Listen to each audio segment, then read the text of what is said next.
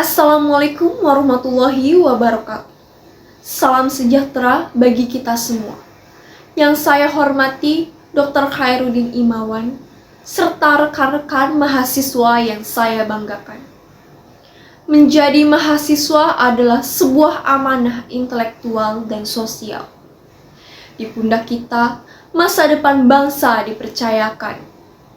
Namun, di tengah semangat membangun masa depan, kita dihadapkan pada suatu ironi yang tak bisa diabaikan.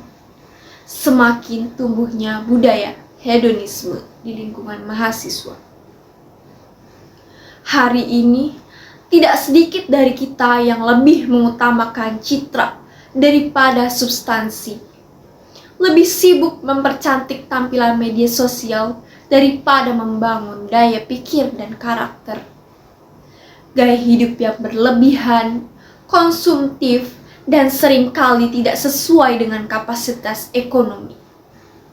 Kita menjadi standar eksistensi yang tak terucap. Banyak yang merasa harus tampil sempurna, berpenampilan mewah, dan mengikuti tren gaya hidup hanya demi validasi semu.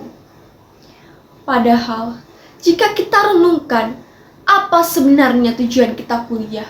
Apakah untuk membuktikan siapa yang paling wah?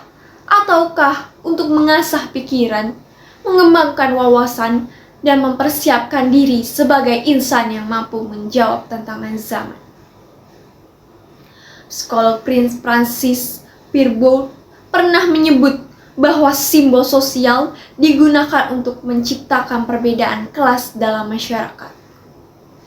Dalam konteks mahasiswa, simbol itu bisa berupa pakaian bermerek, tempat nongkrong, hingga narasi hidup ideal yang dipertontonkan di dunia digital. Semua itu menciptakan tekanan sosial bagi mahasiswa lain yang mungkin tidak berada di lingkungan yang sama. Hedonisme seperti ini perlahan melahirkan ketimpangan. Tidak dalam bentuk angka atau data, tetapi dalam bentuk rasa. Rasa tidak cukup, rasa minder, rasa ingin selalu menyaingi, bahkan dengan cara memaksakan diri. Tanpa sadar, kita sedang membangun kampus yang secara sosial berbagi dua, yang bisa mengikuti arus dan yang tersisih diam-diam. Ini bukan soal tentang melarang seseorang menikmati hidup. Ini adalah panggilan untuk kembali pada eksistensi kita sebagai mahasiswa.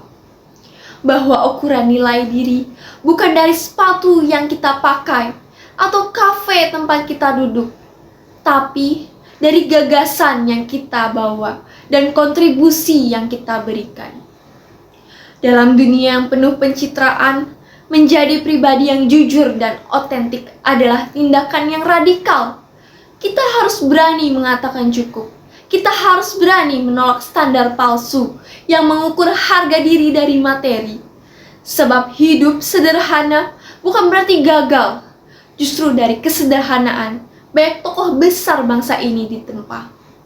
Sultan Syahrir pernah berkata, hidup yang tidak dipertaruhkan tidak akan pernah dimenangkan.